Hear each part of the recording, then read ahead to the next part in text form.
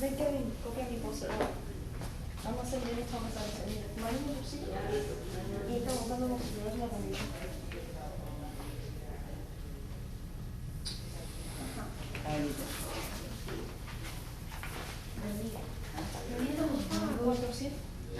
Esto cuesta 450. Y el carro tiene, ese carro que estaba aquí, pero no de esa época, se le llegará. Sí, exacto, pero ahora eso no. Y nadie, ¿dónde está usando estos snows? ¿Dónde está? A snowbird. ¿Es dónde está? Snowbird. What a big mouth. It's scary. Imagine seeing that in the beach. Look. Imagine this in the beach. It's scary. It's scary.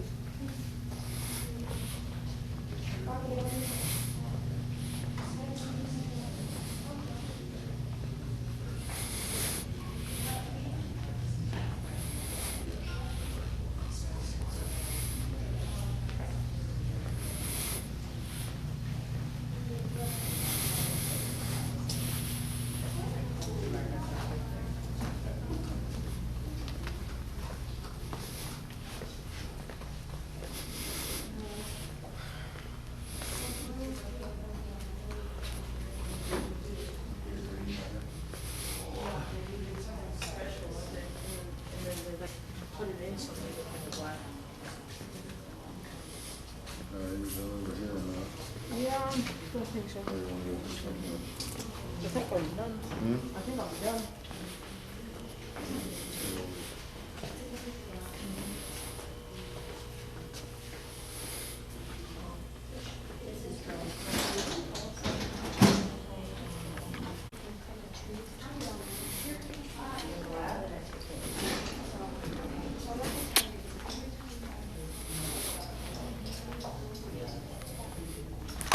Right, go.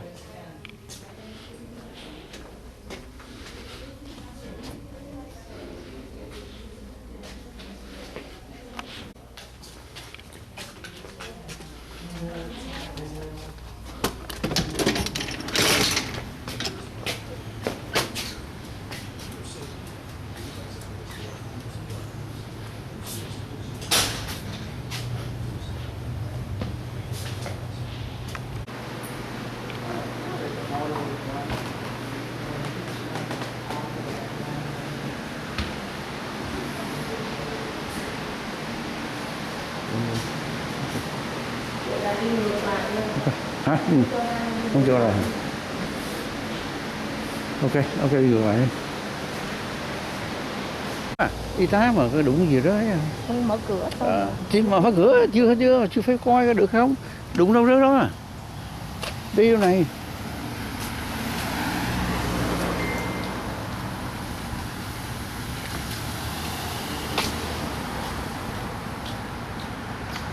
£10 of rubber went into automobile tires.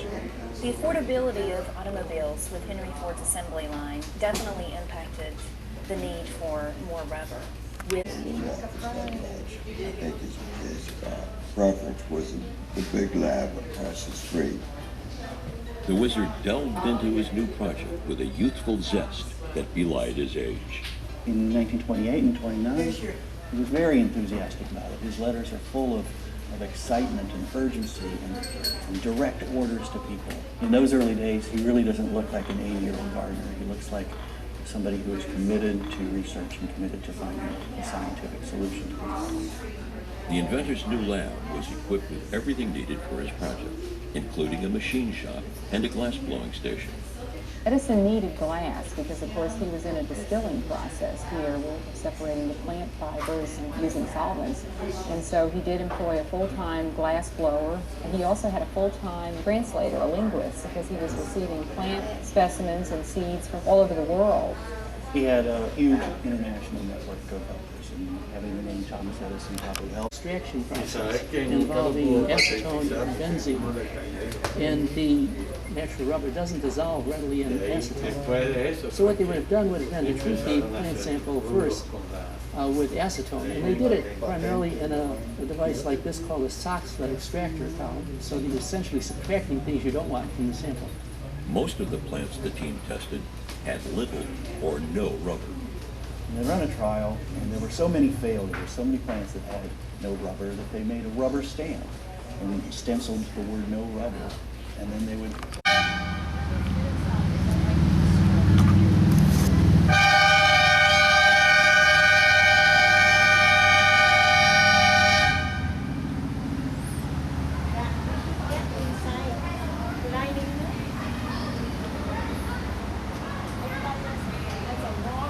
Đúng rồi.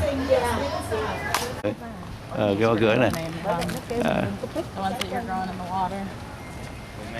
The mangroves. They're looking good.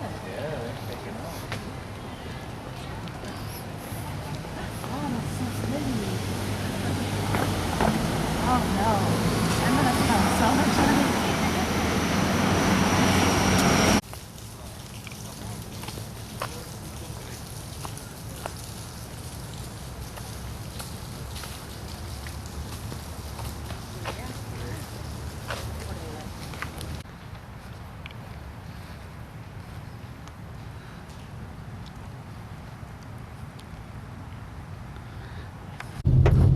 Downtown Tampa.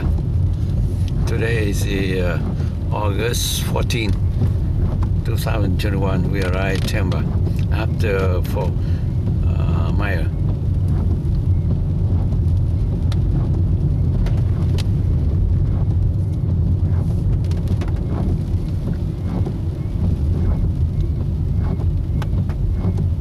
Chỗ này sao lại có expressway?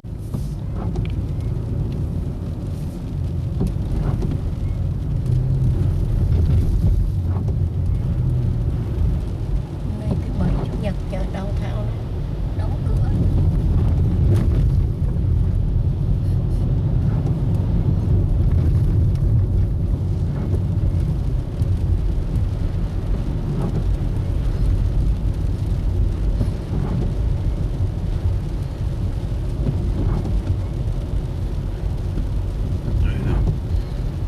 Đây là downtown nữa nè.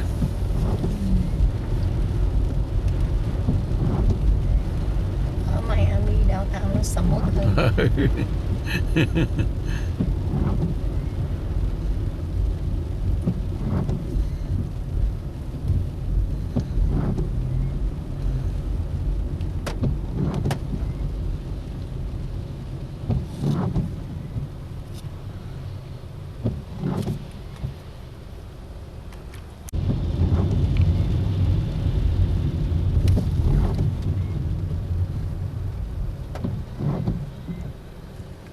Downtown Tampa, flooding in Tampa.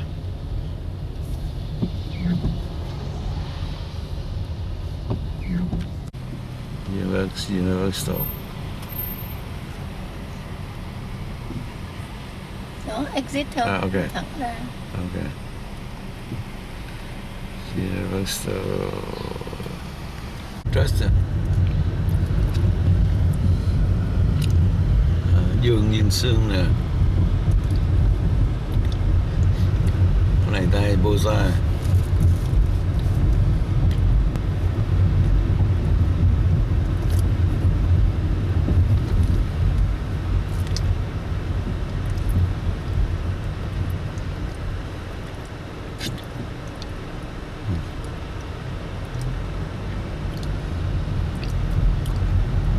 Để vứt bụi em đi. Phước Lộc nè. Phước Lộc. Oh man. Không được, không được. Phước Lộc này phải không? Phước Lộc nè. Teletron nữa. Teletron nè. Thái nè.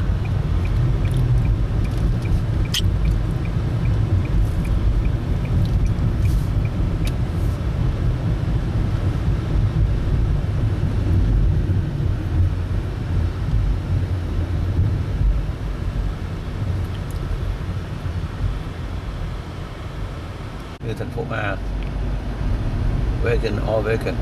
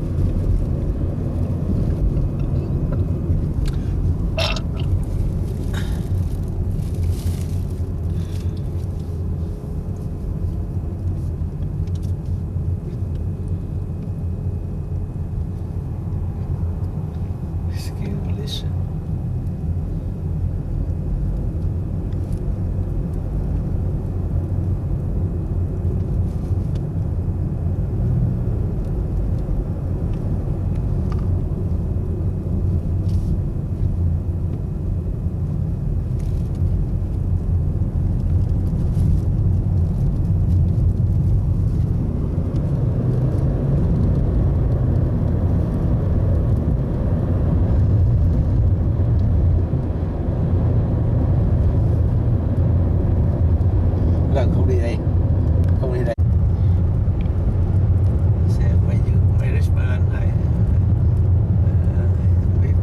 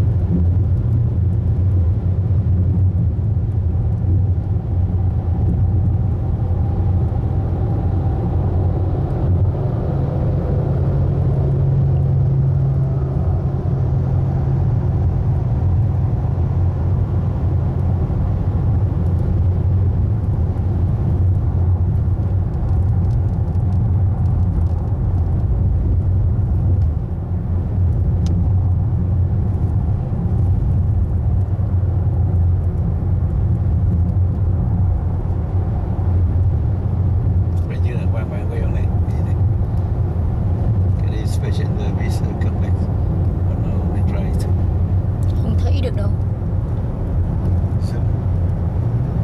Ai được tay mình zoom là chạy qua rồi bà. Không đó anh em nhớ không? Khả năng không đi đây, hiểu không? Đúng không em? Không đi đây. Không biết. Không đi đây.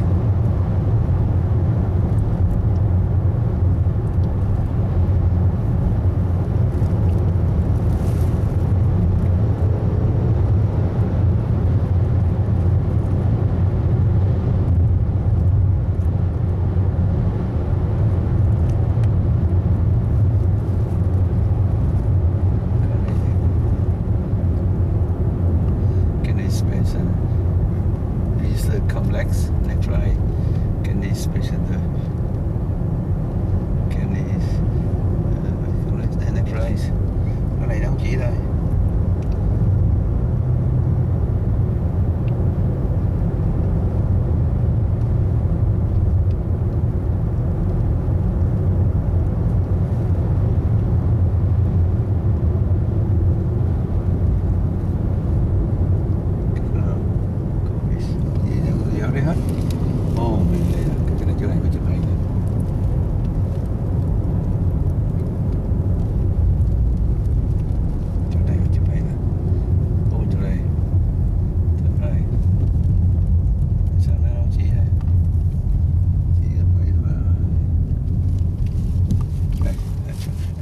Em ấy anh chụp này.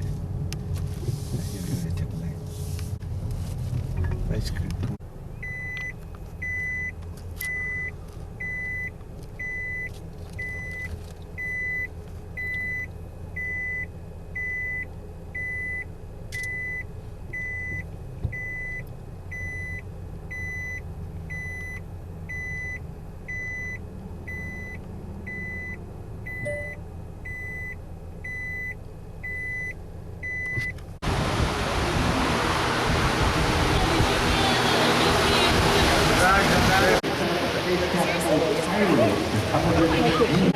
Painted in red, black, and white stripes near the top. Now that redstone was able to hurl Alan Shepard about 115 miles up and about 300 miles downrange in a flight that just lasted about 15 and a half minutes. But 20 days later, President John F. Kennedy announced we'll be going to the moon and doing it within a decade. And that kicked that.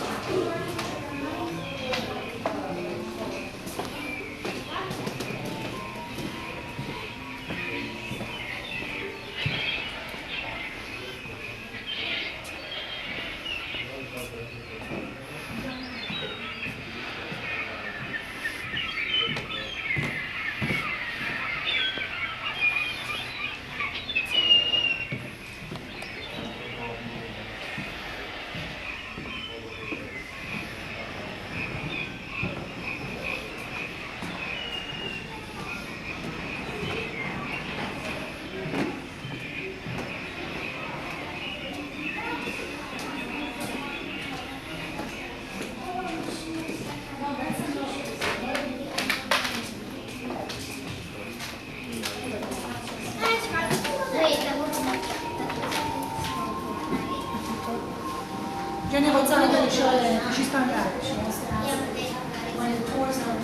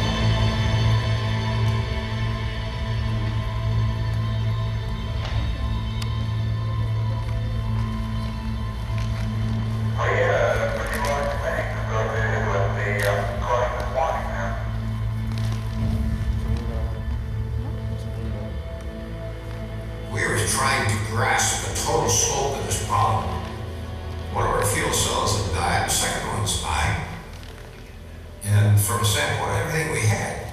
You know, that's not a possibility. I mean, that's not a survivable situation that the crew is surviving.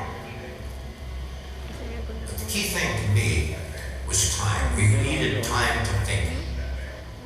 We needed to pull this team together doing something that had never been done before.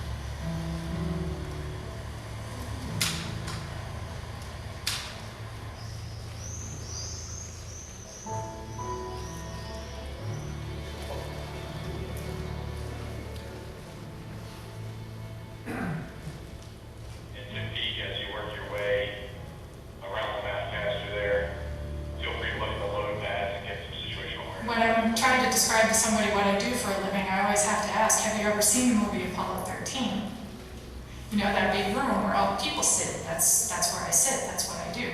When you describe your job, they ask what you do at NASA, and I said, I'm a flight director, and they look at me kind of quizzically, and I say, you know, the guy with the vest and the buzz cut? I have had a chance to meet a few of those guys. I really admire everything that they stand for and what they were able to achieve. I think it's kind of amazing that out of nothing, they built this great institution. We wouldn't be here today without the achievements that those folks made and the strides that they took in getting us down the path of human spaceflight.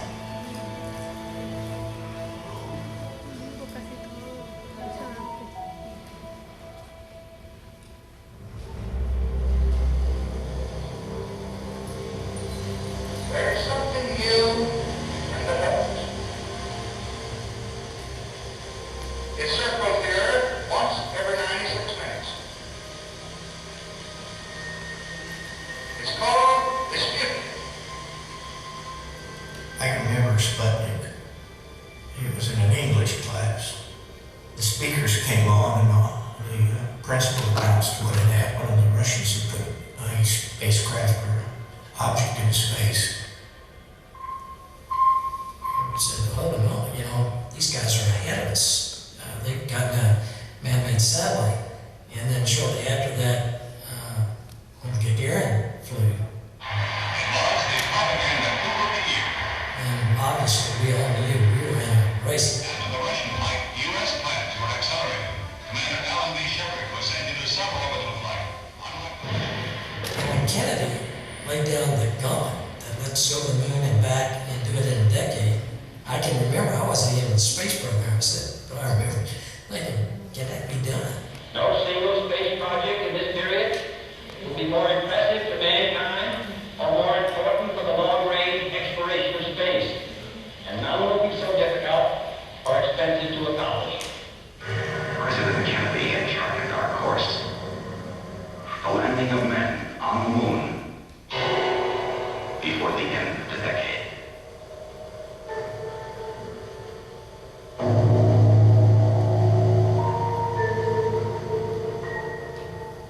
We didn't know smarts about going to the moon, about the environment we were going into, or the mechanical aspects of what was going to be required of us.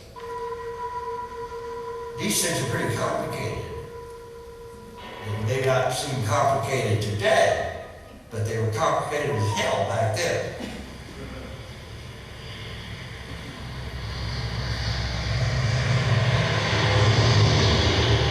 The background of flight control really was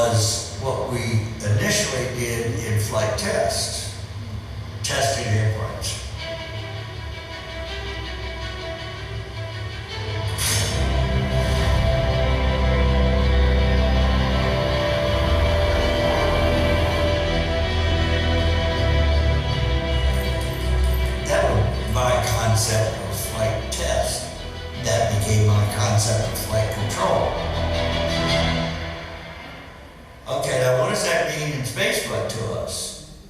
How would we concoct that kind of a system that would allow us to get that kind of information and talk to the crew? That was a very big job. We didn't have any buildings, we didn't have any radar, we didn't have any telemetry, we didn't have any voice communication.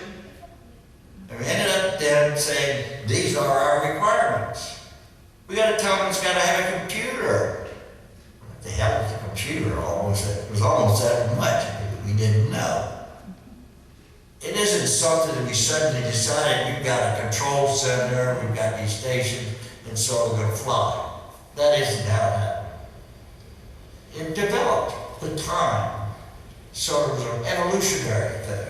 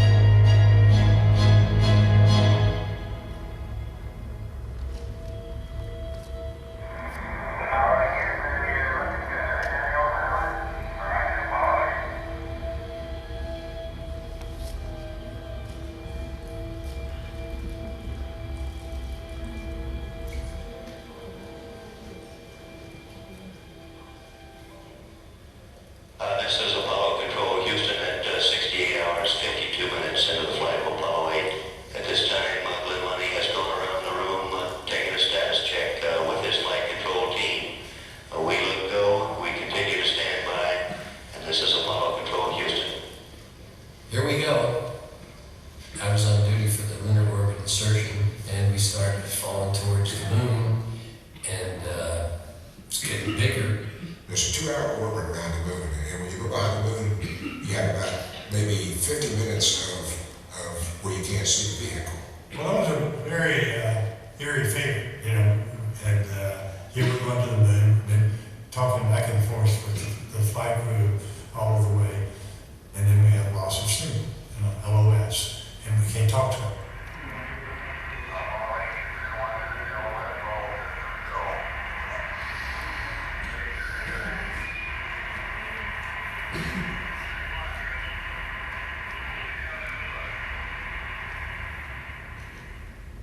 Mission Control said, you're going to lose communication with us at such and such a time. And to the second, that's when we lost communication.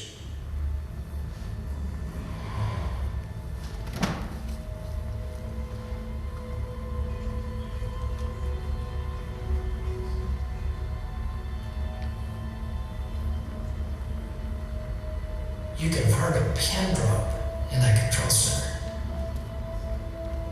I mean, it was the first time we'd gone behind the moon. You can't see it. We don't have any data, so we're depending on the spacecraft working perfectly behind the moon, because it can come up from the backside of the moon, it can go anywhere. It might be headed into the damn lunar surface, it might be headed into deep space if that engine screwed up, or the computer screwed up. So I'm up pretty tight.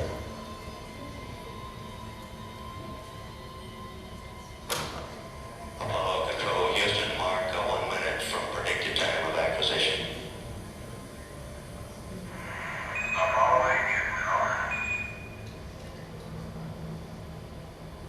Apollo Control, Houston, Jerry Carr has placed a call. We're standing by.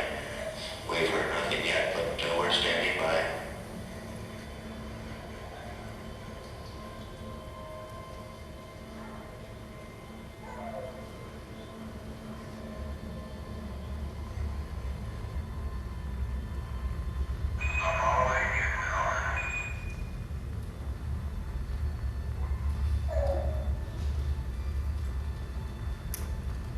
We've got Apollo 8 now in lunar orbit.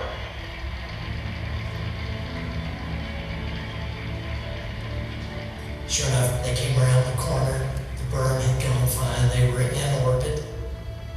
So there's a chair in this room. This is Apollo Control, Houston, switching now to the voice of Jim Lovell.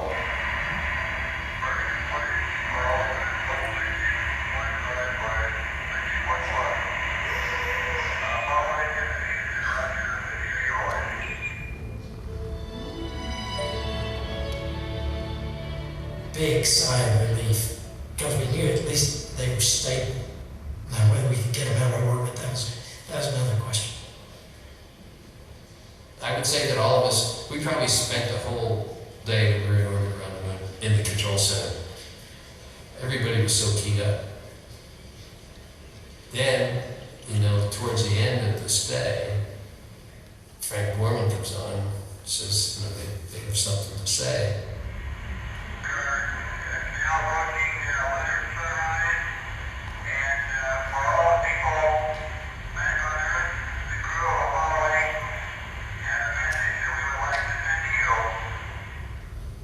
So I was just watching what was going on with the spacecraft, everything was nominal. And then Frank Borman just said, in the beginning, God created heaven and earth.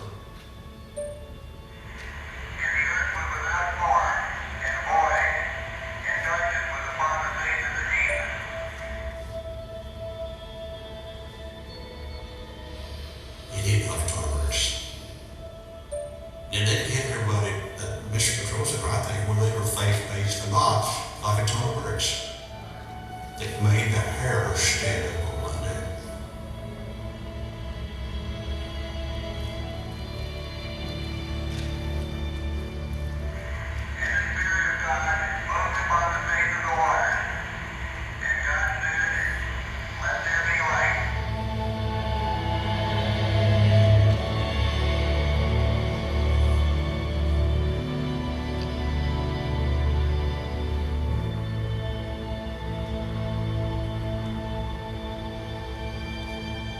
It was such a moment.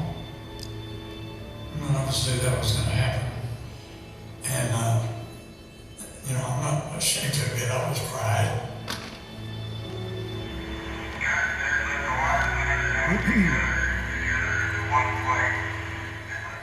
rang the right bell for everybody.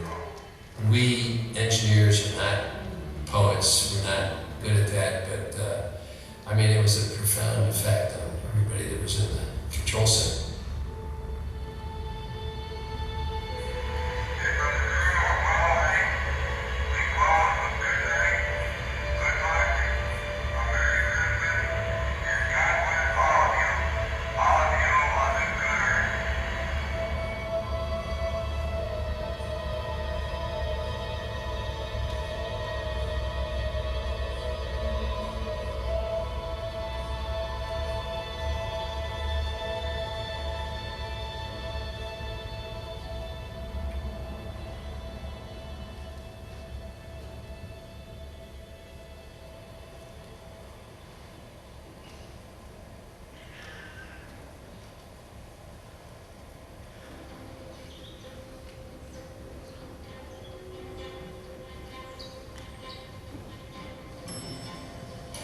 We had a security guard.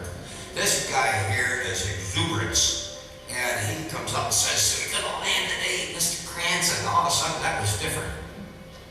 The room was already starting to fill up, not just in mission control, the controllers on that ship were coming on duty, but also there was a visitor's viewing room, and it was filling up with every NASA manager that had ever had anything to do with Apollo. I was anxious, you know, this is a big deal. So I was really focused on it and was really excited actually. Today's the day, you know, we're gonna do this.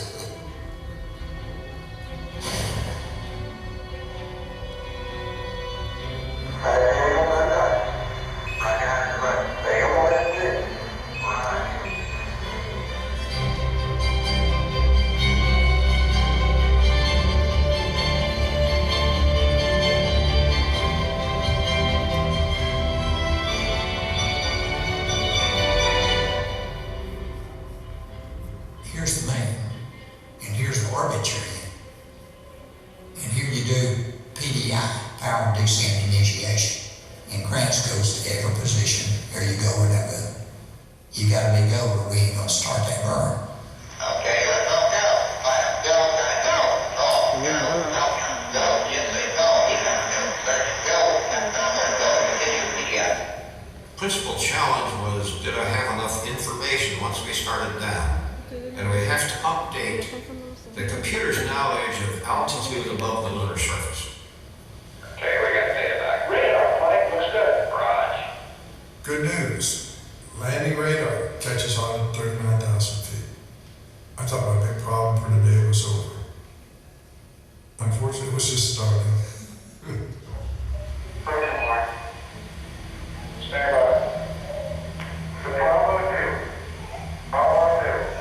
Well, when that came, I thought we were dead in the water. Program alarms was the computer's way of telling us you're asking me to do too much. 1202 alarm. Yeah, same thing we had. Give us a reading on the 1202 program alarm. We get the information that says 1202. I call my guy crew. Jack Harmon was an expert at computer programs, and Jack was screaming, "Steve, it's on our little list." And I just finally, by the time I see the list, he was about several seconds before I was, and I said, We're going that flight. We're going that alarm. Roger, we're going that alarm. If it doesn't reoccur, we'll pick it up. and that took us all of 20 seconds, maybe. But that's a lifetime in the middle of power descent. Bales knew that it was still flying a machine and we were still going. Don't make it look good. Don't make it look good. Okay, I'll flight controller is hang tight. Should be traveling that information. Okay, I'll flight controllers, go to overlanding. We're in the rock. Go. Control. Go. Go. Got downward. Overlanding. You don't get here. Don't know any number. I'm going to take overlanding 3,000 feet. That more.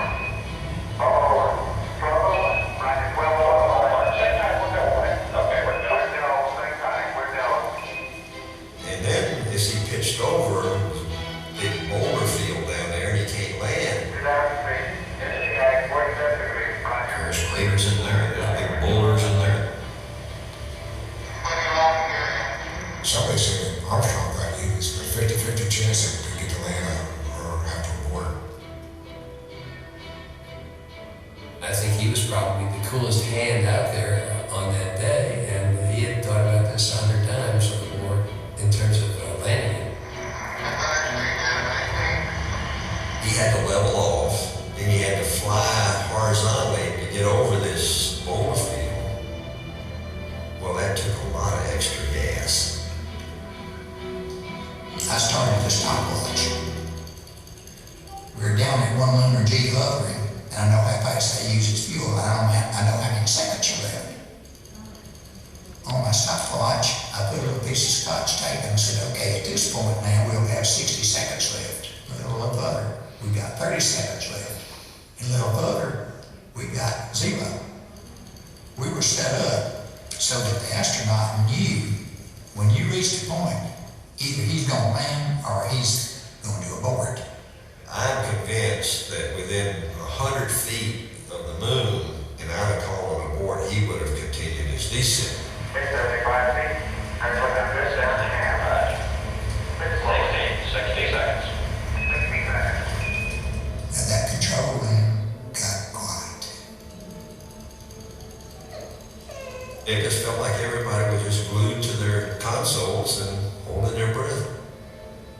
The last 10 or 12 seconds of that landing was very tense. You know, are we going to do this or not? And I was looking at the altitude, and I know we're not going to make it. There's too much altitude for us to drop. But I didn't know we were in a crater. And when they come up to the lip of the crater, you know, they come along here, and I'm showing this much altitude. When they come over on the plateau, bam! It just stepped jump. Forward. Forward. And short after that, Buzz said, I see dust. Oh, it was a sigh of relief. Put your feet down, 2.5. Pick up the side. 3 feet, 2.5 down. Make down. And that's 4 forward. 4 forward, drifting to the right roll. 36, 37.5. 30 seconds forward. Right.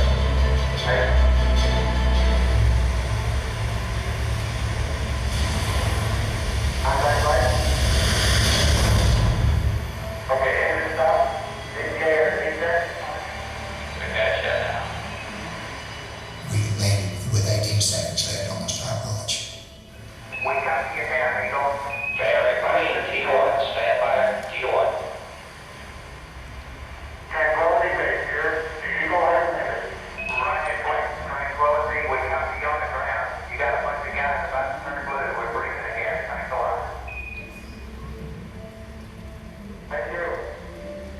You're looking good here.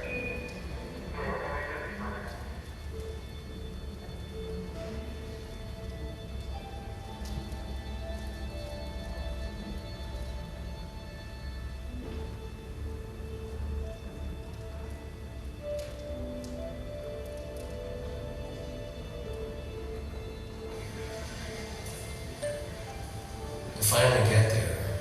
We're down to us. First time, you know, in the history of the human race, anybody has done something like that. And it's like the team delivered this. It was impressive. This was the ultimate testing of the teams in mission control, the culture established there. Then eventually we did a shift change. And I stopped to get something to eat, some breakfast. And as I walked in, I bought a newspaper. Well, that newspaper was about 3 inches thick. I still happen to have that newspaper, by the way. And I sat down at the counter, and I ordered my scrambled eggs, and I'm drinking my coffee, and I'm looking at all of this, we landed on the moon and all of that. So 2 guys walked in and sat down next to me.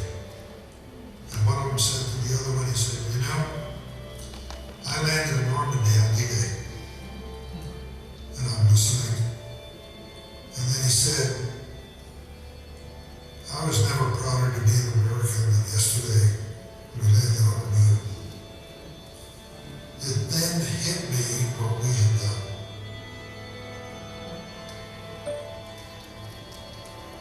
Gentlemen from the Blaster, first set foot upon the moon. Decay and peace for all mankind.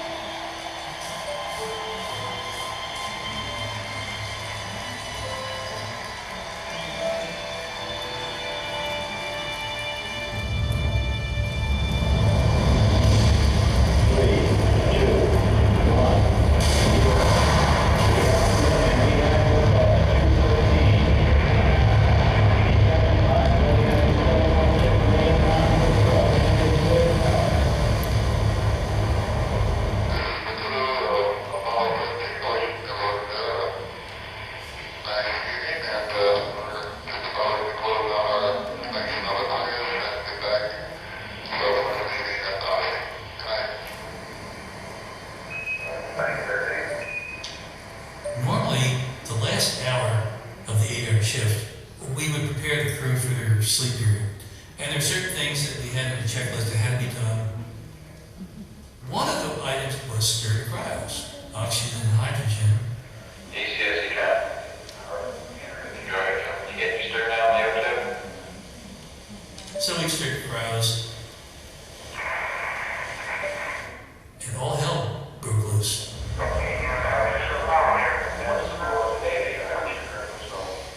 We got one problem. Okay, listen, you guys. We've lost fuel cell 1 and 2 pressure. We lost O2 tank 2 pressure. And temperature. Okay. Stand by, I got a problem.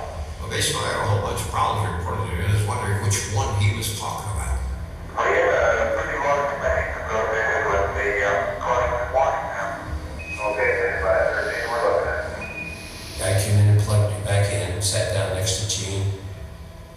The first reaction was, well, look, maybe we're having an electrical problem here, and it affects the telemetry and the instrumentation. You see an AC button on the whole bed, Jim? Negative flag. We may have had an instrumentation problem, for Roger. I said, I think we've had an instrumentation problem flight, and that was probably the biggest understatement in the history of manned spaceflight. I mean, I couldn't have been more wrong.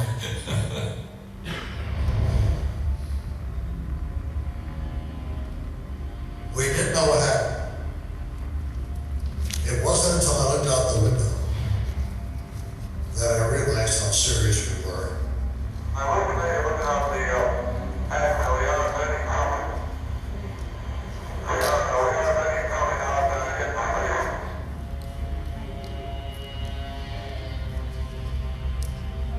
When I saw that oxygen being expelled, then I realized it was not just the oxygen, but the electrical power and the propulsion system. Roger, we got your vision. It was beginning to dawn on the control center that maybe this is a real problem that we got here, and it's not going to go away.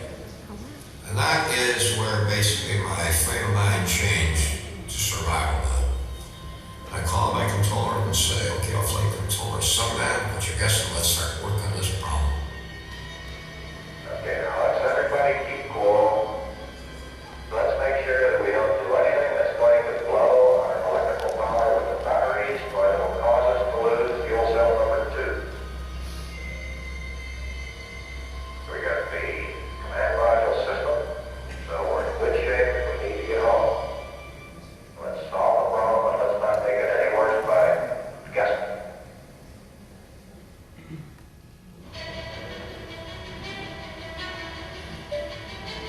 As soon as we heard it, we all came in to do what we could to help out. People came from everywhere, all across the country. When I got there, of course, I went to the back room. It was chaos. That damn room was in serious confusion. And it took me a while to come to that conclusion, but it's true. Failure was for quite a while during that period of time. May not have been an option, but it was out there lurking in a dark sky. It was just almost daring us to make a mistake. I walked up and sat down next to the econ, beside me, and was on. I said, "Si, this problem, you're not going to fix this one." So I said, "You got to shut the command module down." And you can imagine the reluctance to do that. 20 times, driving up. The pressure in O2 tank 1 is all the way down to 297. We better think about getting in the lab. We're using the lab system.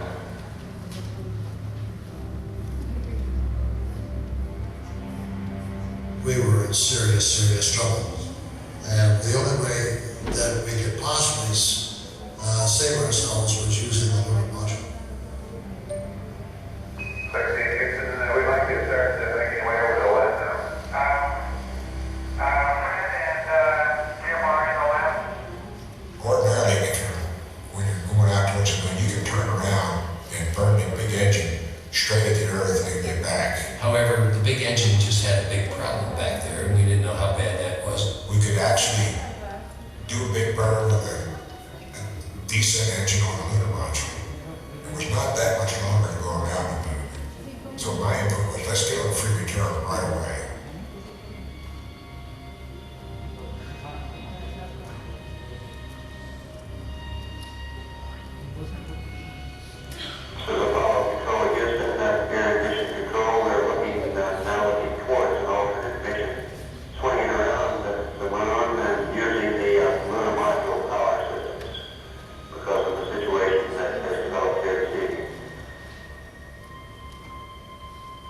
I had to maneuver to get back into an attitude which mission control figured out.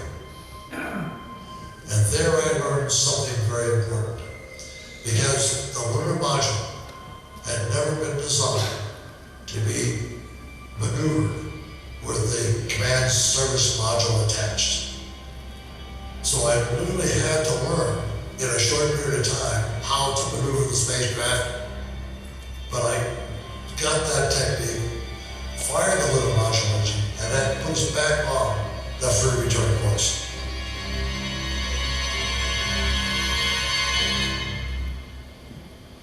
We are about 70 hours from home, and we have a plan for carrying out the rest of the mission, but there's going to be no relaxation at all as far as that goes from now until splash. I did not appreciate how much reaction we were getting from the outside world. It didn't sink on me till later how connected everybody seemed to feel with these three guys. You know, they didn't know them, didn't know their names or anything, but the whole world seemed to be united, pulling for this to come off well.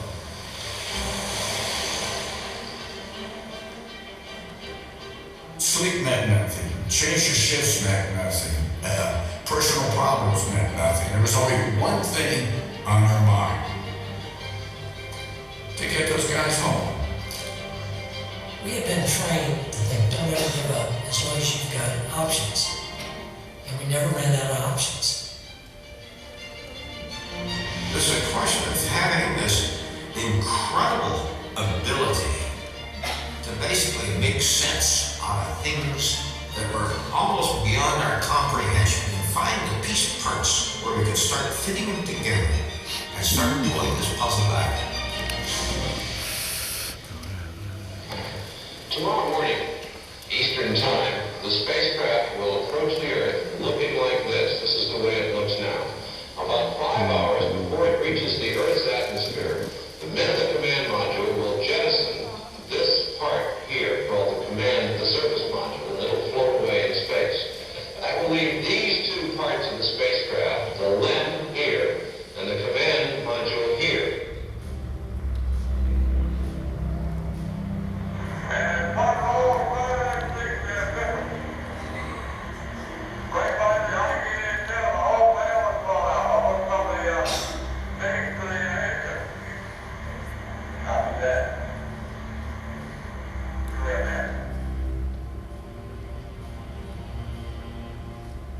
We didn't know whether the explosion that we now knew had occurred, what the entire effect was on the command module. We don't know whether the heat shield's been damaged or what, and is everything we've done to save the crew going to work?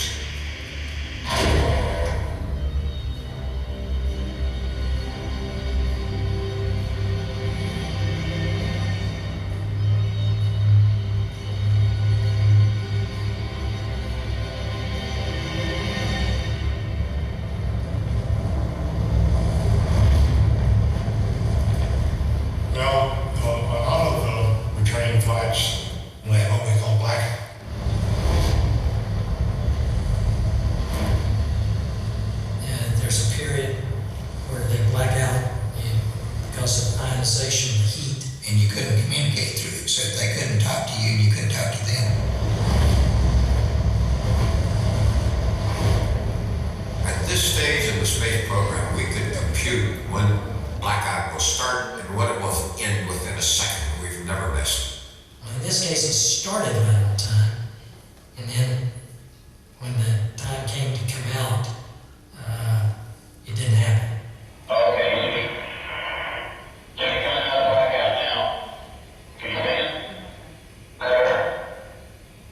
I started thinking, oh my God, here we've done all of these things to get back home, and something's happened to the heat shield.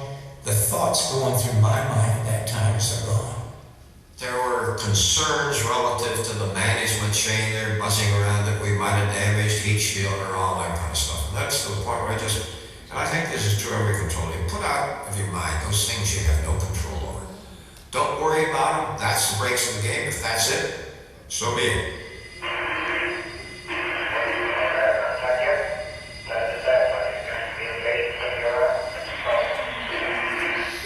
So we sit there, and I forget how long it actually was late.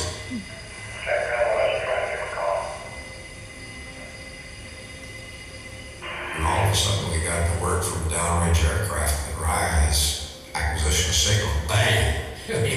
We almost all fell out of our chairs. All of a sudden, it came alive.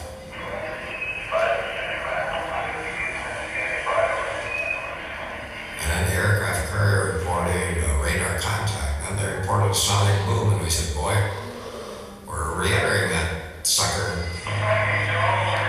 Who was talking? The relief of that they were okay. And then once we got contact, we heard from them, we went to pure elation.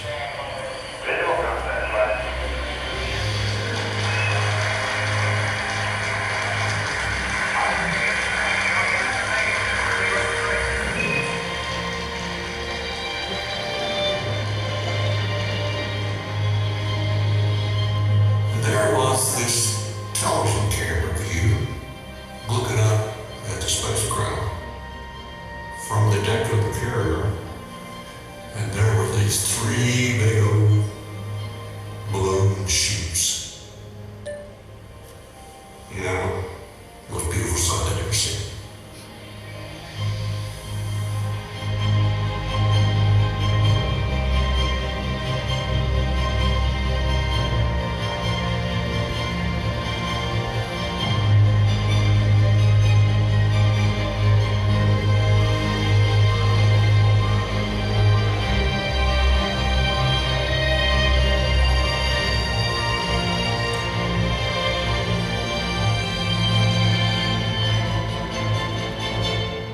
Key thing is, until that crew is on the carrier deck and we hand over responsibility for mission control to the aircraft carrier task force commander, and when that is complete, then we can start our celebration.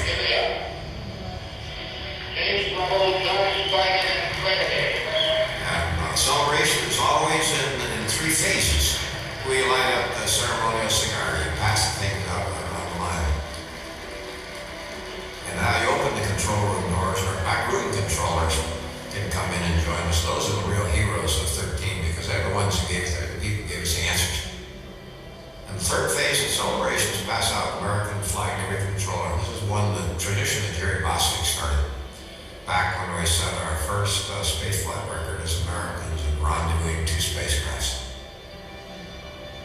So the end of the mission is one of total exhaustion, total feed, total exuberance. That, yes, our crew is home, they're safe, and we did what we set out to do.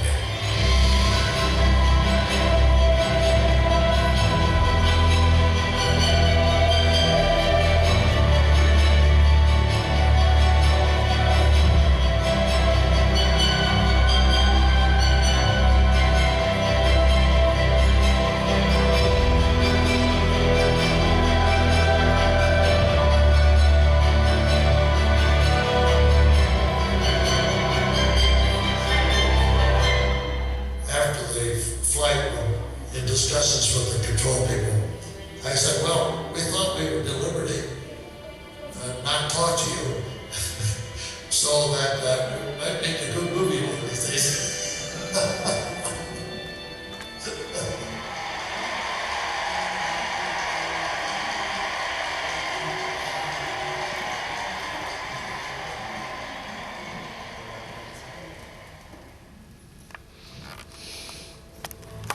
Gratitude that I happened to stumble into it at the right time. It was just a golden opportunity to be a part of it. when we came together, we were greater than the sum of our parts. We became capable of doing what in most cases would be considered impossible. We were better than we ever expected to be, and we brought every crewman home. We, the astronauts, we were always the tip of the arrow. But mission control were sort of like the feathers. They pointed us in the right direction. They made sure we were going to get where we wanted to go and get home safely. I'm just proud of the people that were involved. They never let me down. They never let the system down. They never let NASA down. They never let the country down. And if you're looking for patriots, they are they. Every one of them.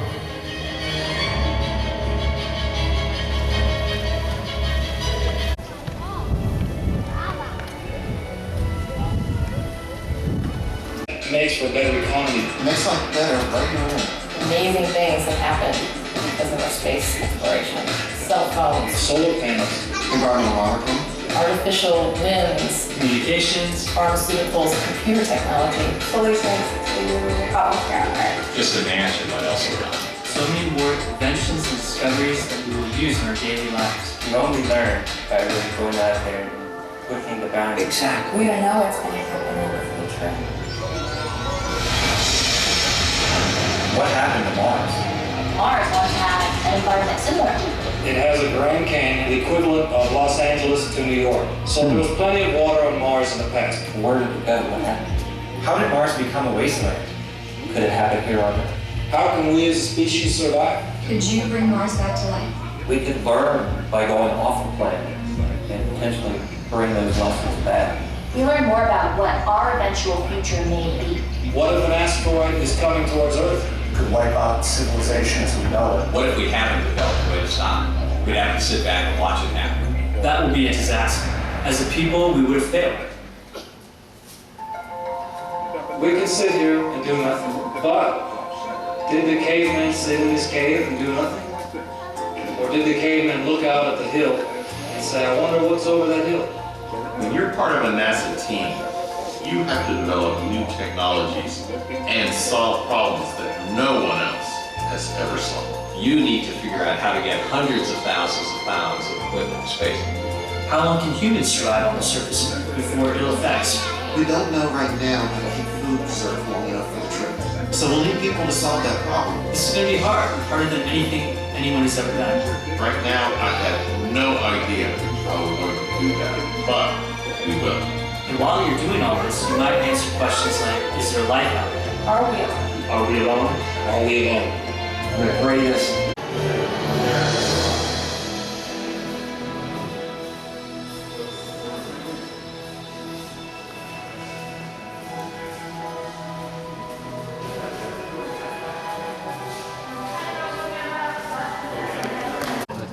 Morning, Betty.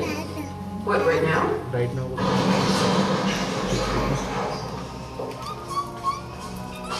Building 36? I didn't even know there was a building 36. Must be important. Everyone's here. We have propulsion, aerothermal, flight dynamics. Anyone know why we're here? For this.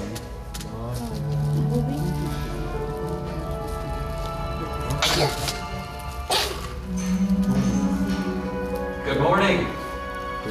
We're going to create America's next spacecraft. It's going to launch like a rocket and land like an airplane, and it's going to be reusable. It's not a rocket, it's a shuttle.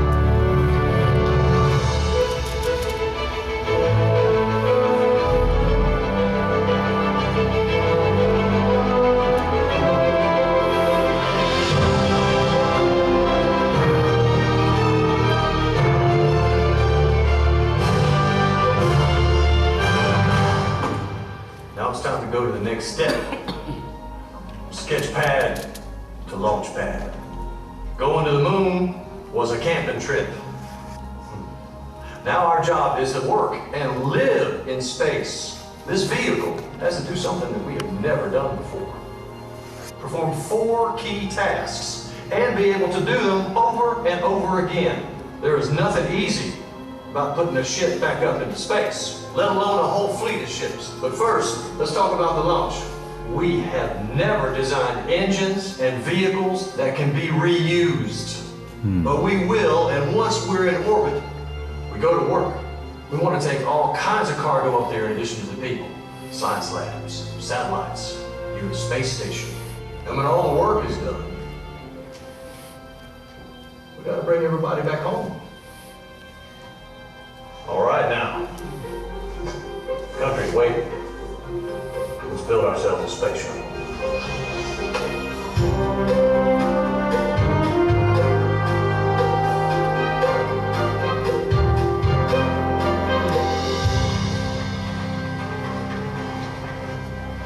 It's too big, it's too heavy. But we're launching one spaceship on the back of an even bigger one. What if we split the booster into its pieces? Rockets, fuel tank. It's supposed to be reusable. How do we get all those parts home? What if we just throw the fuel tank away?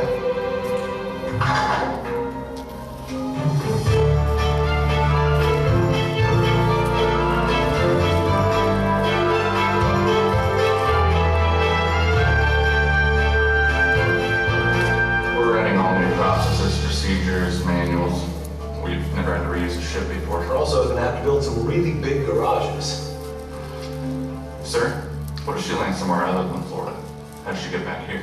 It's a glider. Buy her a plane ticket home.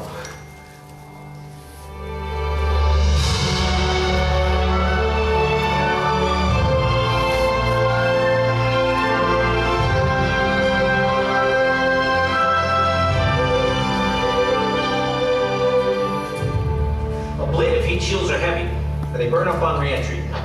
We need a more reusable solution.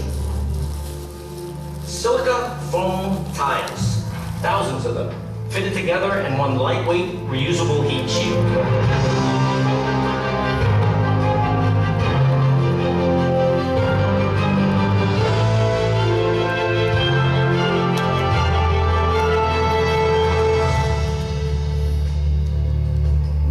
That'll hold up with the engines? Tell me some good news with the tiles. The heat shield bond keeps failing. The tiles keep falling off. So another delay. How long? How long? 1.5 to 2 years.